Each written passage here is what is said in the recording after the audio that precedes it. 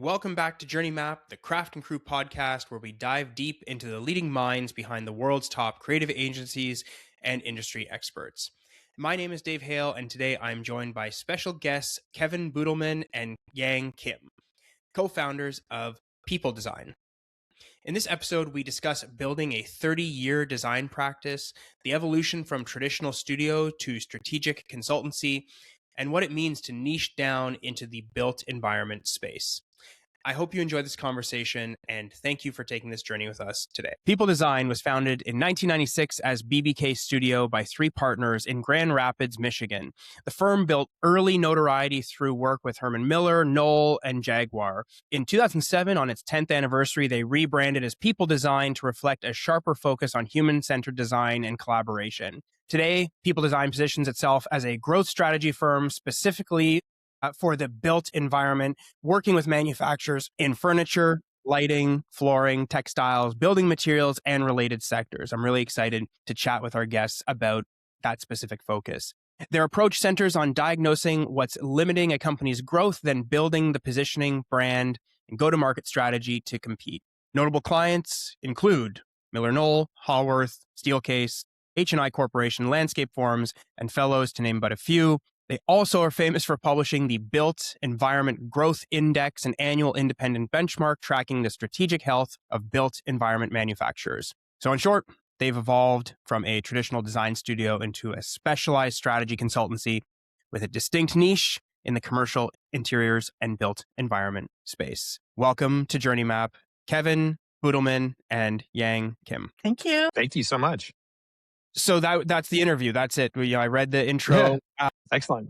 You got the background, and now we call it a no. So I was saying in my preamble before we jumped on here that as I was doing my show note review that our wonderful producer Emma puts together for me, as I was going through it, I was just like, man, these two have just such an intertwined past. It goes all the way back to their post-secondary. That like, imagine if they were actually related or entwined in some way. And then at the very last note from Emma is BTW, they are married.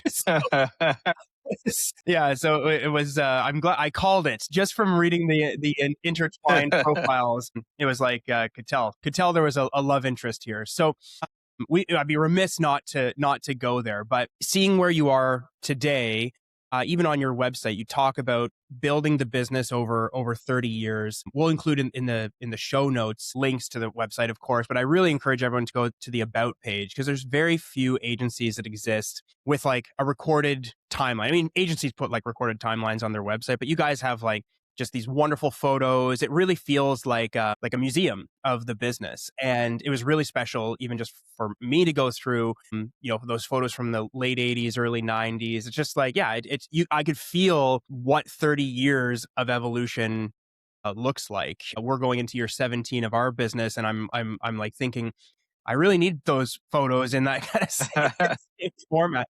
So I guess like, Yang, start with you, but what does it feel like in general? And we'll go back to the beginning after, but like, what does it feel like to really realize that, you've built something with this kind of staying power?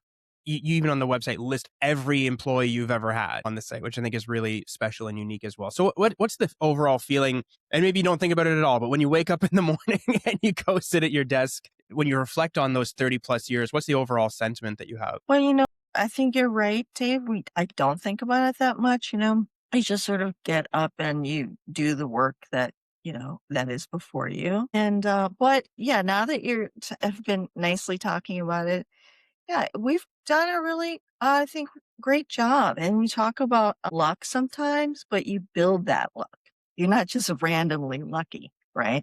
So you just build that. And I think we've evolved to a really great place currently. We used to be larger. We used to be up to about 25 people. And that was interesting and a different kind of challenge, a lot more management. But I think now we're sort of a really good, like high level, high functioning team. And so we're really happy about where we are currently. Well, and that's kind of an interesting segue over to you, Kevin, because one of the things that if, I get the benefit of literally seeing a timeline of your career in front of me as we're doing the interview, but when you look at it, there's this massively interwoven and increasing involvement both in the design and people centric design UX community, as well as with your efforts in teaching. So, would you say that there's kind of been like as things have progressed for you, as maybe the business itself, quote unquote, got smaller, but your involvement in community got bigger? Is that a fair assessment of kind of how things have gone from your perspective? Yeah, I think that is true. I think that as I think back, to when we started, it was definitely, I think that the world was very different then. I mean, certainly the pre-commercialized internet and everything, right? Because we're that old. But I think it's, frankly, it's it used to be kind of like, let's attract the most talented people we can attract and retain and be under one roof in Michigan, which was kind of a tall order in some ways, but it was very different.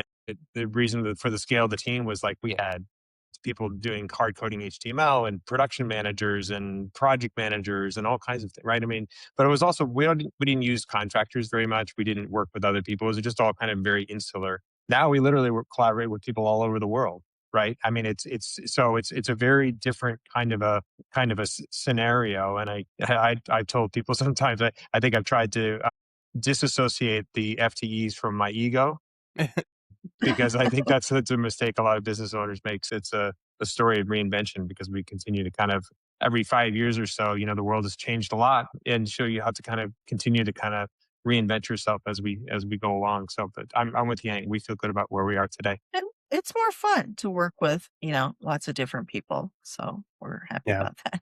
Well, I often say that so in our 17 years, we have reinvented, like fully reinvented, like four times. And I often joke, or not, it's not a joke, it was kind of intentional strategy, but we could probably be three or four times our current size Yeah.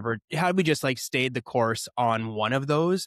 But I think, at least for me, I'm wondering if you guys are the same, but for me, I'm not in this just from a pure like make money standpoint. It's also just like from a professional curiosity to be like, okay, we did this, now what can we do, and can you actually continue to evolve and not just kind of rest on laurels and be like, oh yep, this is the thing we've been doing for 30 years or 17 years, because it truly does actually feel like four different companies in my case. And we actually changed like yourselves, and we're going to get there, but we actually changed our brand name three of those four times we evolved.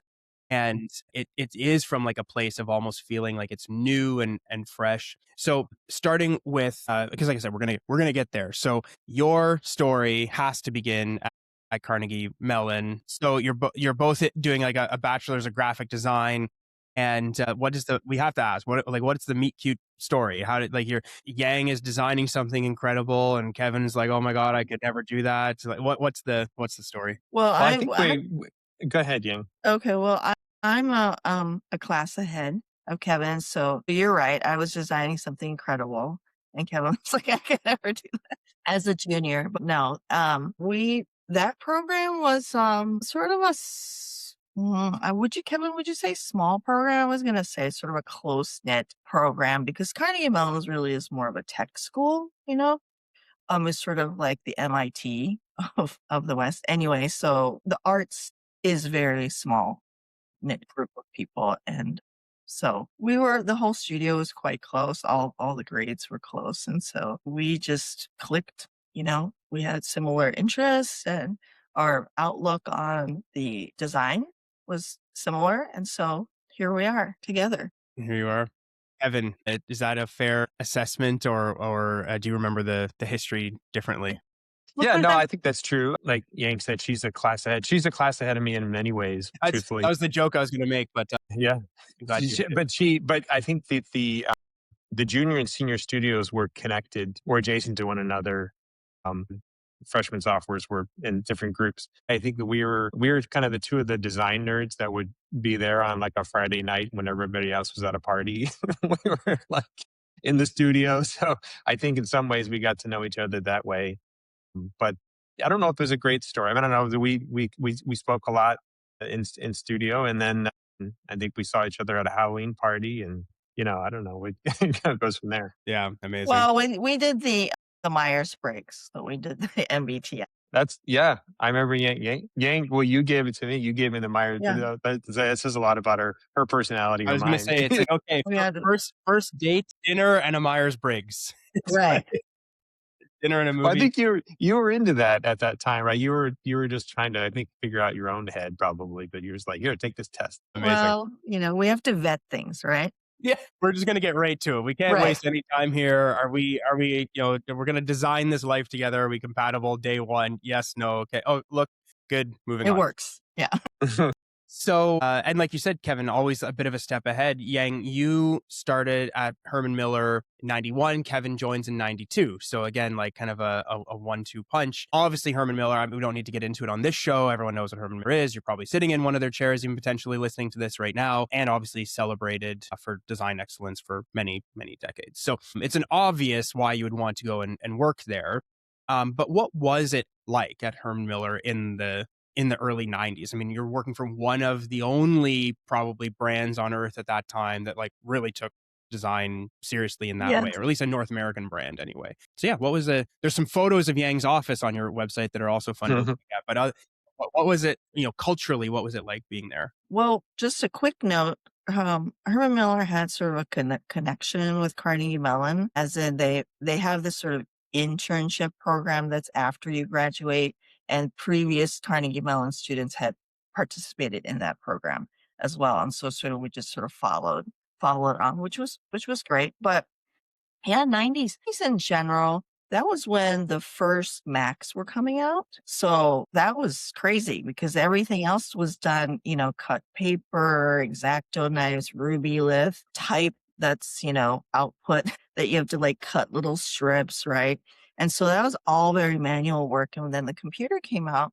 And so Kevin and I were just lucky enough to learn how to use it. And then we were sort of valuable in that way that we could come in with some skills that nobody else had, right? So at that time, that was a great way to get a job. Yep. And Kevin, what do you have any looking back on that experience even today, 30 years later, do you have like tools or tricks? I mean, you teach a lot as well. We're going to get into that, but are there things that you learned at Herman Miller that you still find yourself implementing every single day today or teaching others? Oh yeah, for sure. I mean, I think that so we both work under a guy named Steve Frickholm, who's famous designer. He's posters in Aaron MoMA and all kinds of things, right? And he had been there forever, and he I would say that, Yang and I learned a ton from him. And I think that his sort of outlook, and he had direct connections with, all of these kind of rock star product designers, and writers and people. So I think there was a real creative spirit in that company at the time, which is, to your point earlier of why we, felt like it was a good thing to pursue. And I think it's funny looking back on it. I realized it was a really kind of a special, kind of precious time because the company's changed a lot nowadays. I mean, they've become much bigger and they've merged with Knoll and everything. But which is, I mean, not neither here nor there, but it was kind of this funny little company in a very kind of conservative part of the country in the Midwest, which neither Yang and I had grown up in, right? So it's kind of this, interesting, but it was, I think, there was a sense of quality and a sense of rigor, I think. I mean, Frickholm was a hard person to make happy. So we worked very, very hard. And he worked equally hard. He was demanding, but also demanding of himself. I mean, he was just, he was kind of all in. And I think we try to bring that spirit to the work even today, which is, I mean, I realize in hindsight, after working with a lot of other folks over the years, not everybody brings that kind of sensibility to the work. Yeah. That's why the internships were a year because he burned through them. Burn People were everybody really out. tired. That's so true. Yeah. But he Yeah. didn't burn Gang out. See, so he hired you after the year contract was up. Well, Yeah. Well, what's funny about that? I was just having this conversation with my kind of former boss, employee, mentor, friend. It's a complicated relationship, but just yesterday, basically about this whole idea of like, if you survive the work environment, then you do very well. But to survive it can sometimes be the greatest challenge of your life. In this case, it was so his father owned the business that I grew up working in before launching our business. where our stories are very similar. I had like one job and then launched the agency. And so we're going to get into that with you folks in a second here. But Yeah. my tangent is that I say all the time, like this guy's father was easily the hardest person to work for ever. He was old school, but highly Yeah. emotional. Like when you did something right, he would cry. And when you did something wrong, he'd throw something at you. Like it was like that kind of a situation. And the number of people, who would quit or be fired or whatever. So like but then if you did survive, you were like put in like the favorite category, and then life became a lot easier. And anyway, I got to read this because if you listen to this episode, it'll be funny. But basically, my former boss talking about his father. So he got a pool recently, and I guess the pool company did not give him enough training on how to use the equipment. So I have the same pool. I got it recently too. So like he was texting me like, how do you use it? And he goes, they gave me training, but they're like, that's the pump, that's the filter. You might want to clean it once a year. That's the heater. Okay, I have to go now. And he texted me. He goes, this was my dad's school of training, and I'm too traumatized to go back there. So, right, there you go. Which like that exactly, that is how it was. I was like, you better figure this out. And if you do it right, great. And if you do it wrong, you're fired. So Yeah. I have lots of frick home stories, which might be for another day. But We could yeah, do a whole that was episode. that was a fun time. We learned a lot, and it was really sort of like apprenticeship kind of relationship, which you don't have that these days. And so I Exactly. think Harder. I mean, I think it's a shame for young kids coming out of school. Yeah, I I think agree. that relationship is a good one where you learn a lot, Well, and I think that's kind of what I was getting at, and even why I shared that text message, because it's interesting, the difference. I haven't thought about it until right now, but like the difference between apprenticeship and like management. Like, Right. it's like, are you someone's manager, or are you like the apprentice relationship? Like, so, because I think the thing about a mentor / apprentice relationship is that they actually just see themselves in you, right? Like they're holding you to their standard. It's like an extension of them. Whereas like a manager is not doing that. The manager's like, oh, you're still your own person, and I'm here to manage you as a person, not to expect of you what I expect from myself, but you are, currently 1/10 the skill level. Hence it's kind of in my mind, it's a bit of it points to the kind of one of the contradictions in this industry in general, where, that in some respects, the success of design as a profession it's become more professionalized, which is great, because it has a commercial value and all of those things. And that's just critical, especially if you're going to be an entrepreneur in any way. But it's also very different, though, than the days of, it was sort of infamous pile of portfolios stacked outside of somebody like Tibor Kalman's office for people on the chance of working for him for free. And of course, that's obviously frowned upon today. Like free interns are not, that's not the way, but it was because they were people that were striving they wanted to be an apprentice to some person that they admired, and they were not there for the money per se. But I think which it has pros and cons, and it's a bit again, it just kind of highlights that tension that exists, I think, in this industry. So I'd mentioned earlier that on your current website, you list every employee who's worked there. Did you have the same culture at BBK / Peopledesign in terms of nurturing people as apprentices versus kind of just managing a group of designers? Well, I think we started that way because that's how we were taught, So, and when we first started we were all sort of similar age. So we were more sort of like peers, and we're working on this together, and it was like a group effort, et cetera. And so it wasn't necessarily sort of boss, employee kind of situation. But I think over time, especially with like the pace of digital, just the pace of the work was just so much faster. The time and the time that you had to perfect the craft was getting smaller and smaller, right? And so you did have to sort of push things out a little bit faster, which just sort of kind of a bummer. And it's sort of like times are changing. The end of an era is changing, Mm-hmm. I would say in the last, call it 10 episodes we've recorded, it's been actually kind of design centric as agencies, unintentionally, just happened how it worked out. And yeah, there's this underlying sense of, because to get on this show, you're not like 10 years into your career, you're like 20 plus years into your career. So like there's a general sense that yeah, the people who've been around for a long time really are feeling a big shift right now. And I kind of intentionally don't talk about AI in as part of that shift, because I actually think it's more just like a cultural shift that happens to include new tools and technologies, not so much those things specifically. But yeah, so it's just interesting that that's your perspective as well. But the question I wanted to ask is, you mentioned kind of you started and people were roughly around the same age as you. We have the same story. I could always go like plus or minus 3 or 4 years, and then you don't think you're being like ageist, and then you just clock it over the years. Like, yeah, well, when I was 25, like the oldest employee was 30 and the youngest was 20, and then That's, when I was 30, the oldest was 35 and the youngest was 25. Like, it's just, yeah, yeah, that has actually always happened. And then ironically, only now is it like, yeah, we're hiring people, 20 years older and also 20 years younger. Like, right. it's so when did you find that shifted for you all in the management or in the growth of your business, where it was just like a collective of like-minded, almost friends getting together? I used to call it the clubhouse.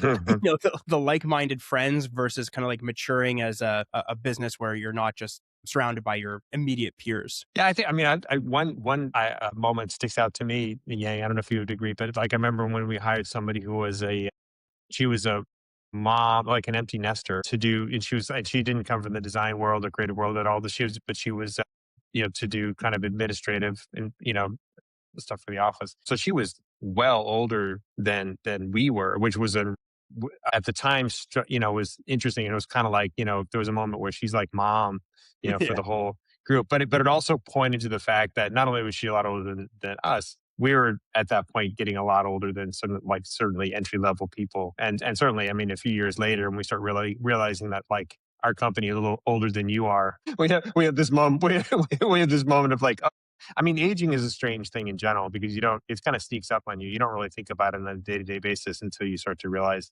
yeah, that sort of thing. So those moments stuck out for me, at least. Going back to your earlier question about the listing to everybody, I think it's also I think, when you start a business, it's easy, at least when we started, it's easy to kind of have a lot of ego about thinking that it's all about you, which is partly why we changed our name as well. But I think, you very quickly realize how dependent you are on other people. And also the fact that those other people that, really it's about the collective of these minds and really talented people. And you become very, it's like the best stuff comes from this collective, really, not just out of your head. And in a way, it's like something you have to unlearn because especially when you go to school for these things, you start to, you're trying to build, and in some ways, right, so you need to have kind of a creative ego to just even be in this profession. But I think you do quickly learn how, the value of collaboration. And so, for us, it becomes, and it's also, part of our namesake, but trying to encourage, the idea that, it's really all these folks who have contributed to these projects and it's not just, about Yang and me. Yeah. So taking the leap from Herman Miller into launching your own firm, there's another partner involved earlier on, hence the BBK. You are obviously AB and AK, and there was another B. But what was who made the decision? Who floated the idea first? And what was it like to pull that ripcord? In the whenever you all resigned, and then next day started working out of your living room. So who is most responsible for this? And what was those first few days like? The corporate environment at Herman Miller was changing quite a bit. So we had a new CEO come in, not from the industry, just from a totally different industry, and things just changed quite a lot, and they grew. And so um, there were a lot of structural changes. There was a lot of management changes, and so that was just an opportunity for us to strike out.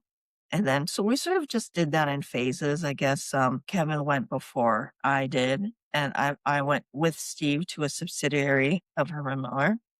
And we worked there for a little bit, and then I don't know, I think about maybe a year or so after going there, I joined the company. Yeah. At some point there, a wedding took place. At some point after, yeah. Yeah. Okay. And so those first few years, I mean, you were lucky in that, not lucky, I'm sure it was very deserved, but were able to kind of keep work from Herman Miller after you had broken out on your own, which, that's a feat in and of itself. And I think speaks to obviously the level of respect and value that you had provided to the company, because for us to say, hey, we're leaving, we're starting our own thing, and they still want to work with you. I think that's a pretty great story. So launching with a pretty big name early on.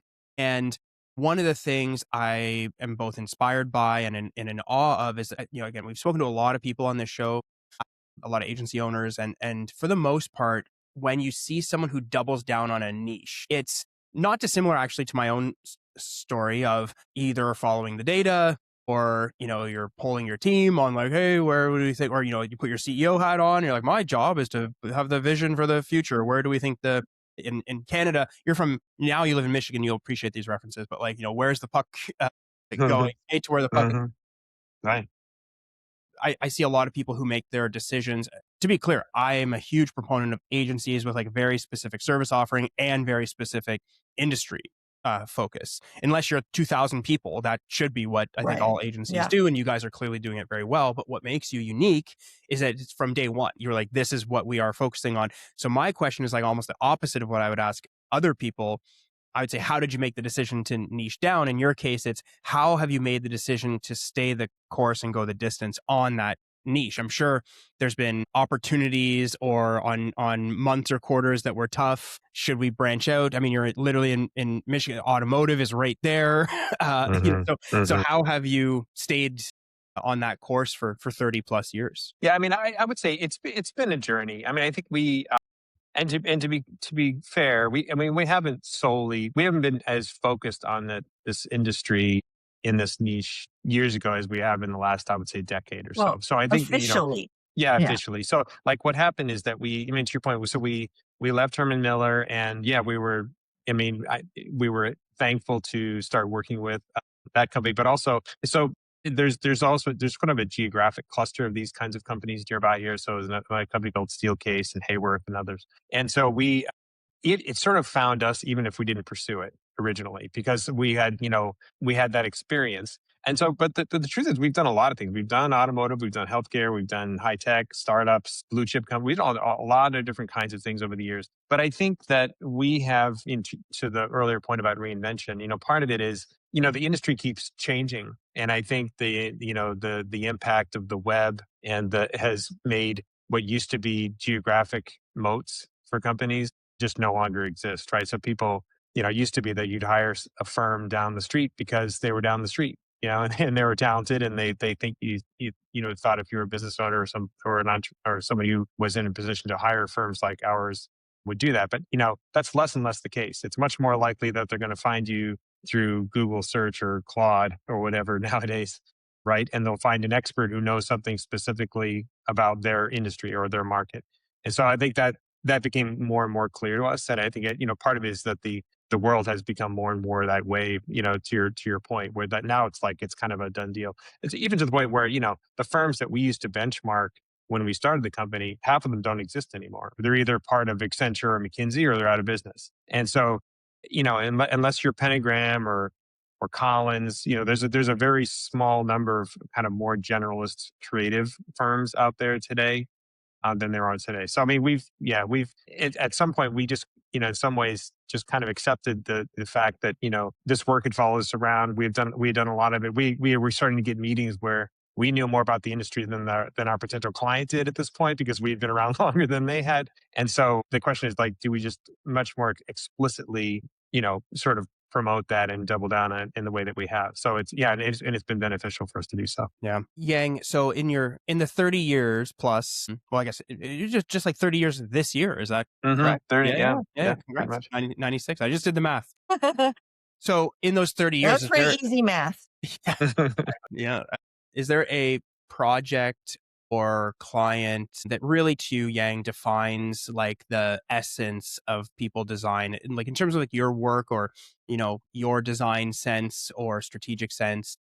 Is there a project or a client you've done work for that you're like, this is the pinnacle, or if someone were to ever say, how do you understand people design? Look at this work and you'll understand who we are, what we stand for, what we're capable of, etc. That's one.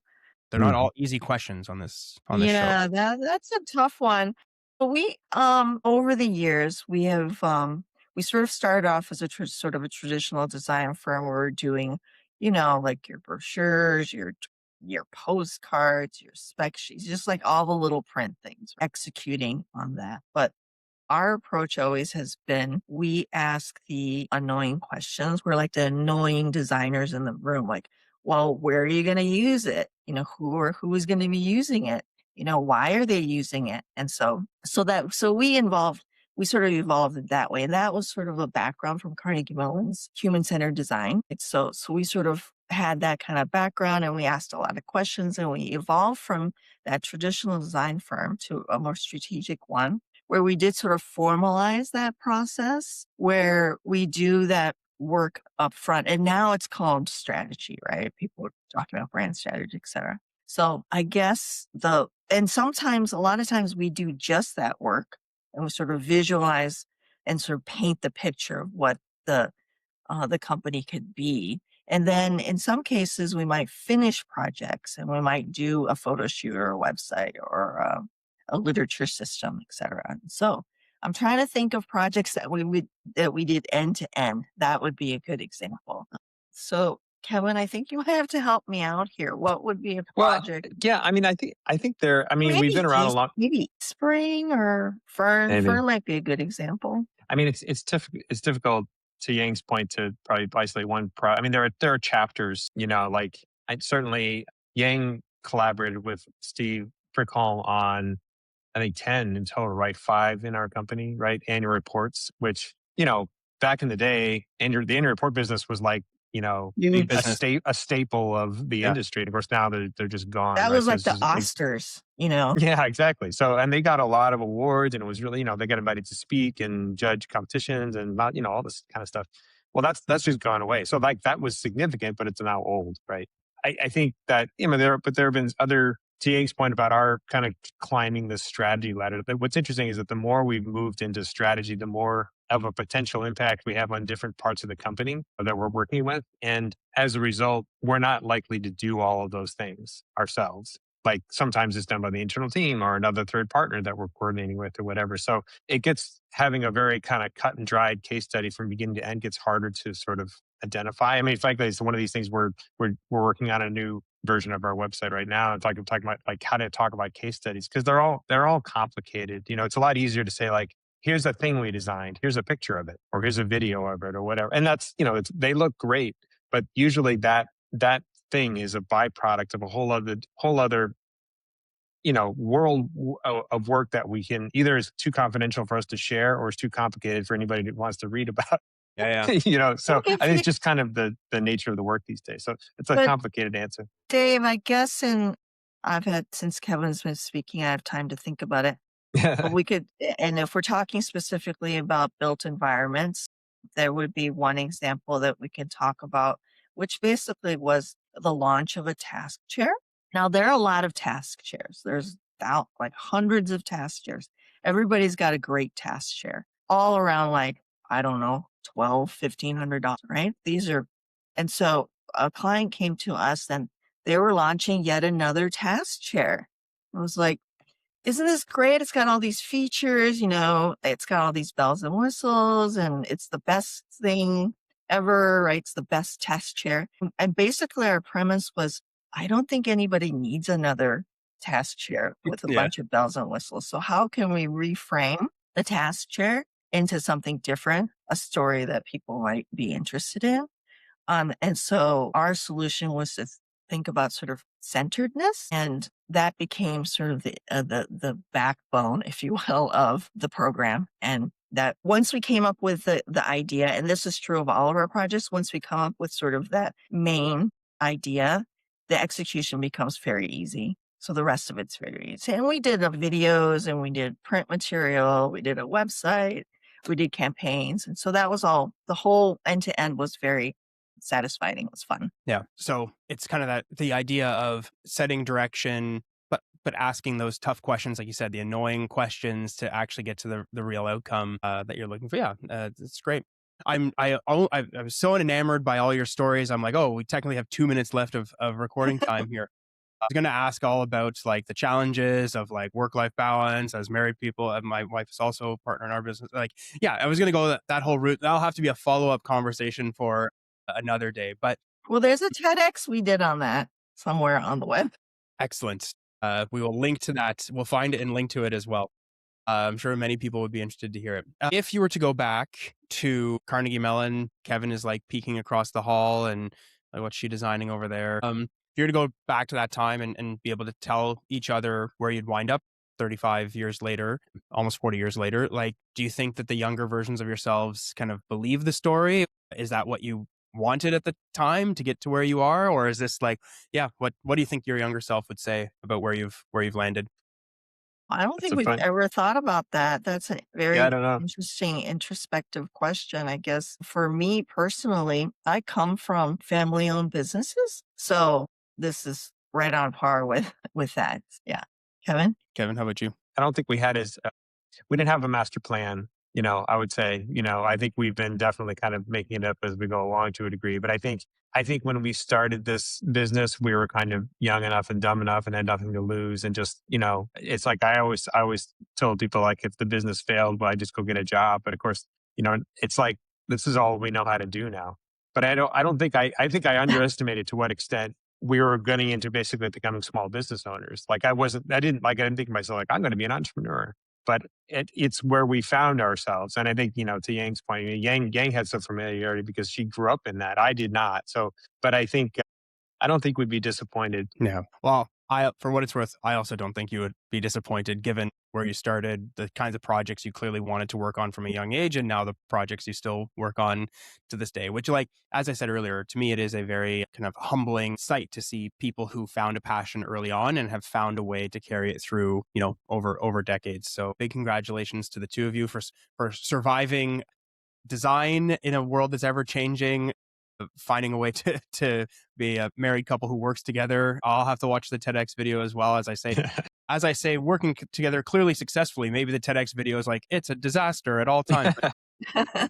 So again, want to thank both of you for taking the time. And I say this very, very earnestly, not to any past guests who think you fit into this category. I apologize in advance, but to run a 45-minute interview, sometimes I'm grasping at straws for the last 5 minutes of where are we going to still have it be the length we want to see. And I think today we could have had a 3-hour conversation. So I really do appreciate both of you taking the time. Hope our paths cross again. And thank you for sharing your journeys with us. Thank you. Thank you so much, Dave. Okay. Journey Map is hosted by me, Dave Hale, and produced by the website production company Craft&Crew. To learn more, visit us at craftandcrew.ca. Thanks for taking this journey with us.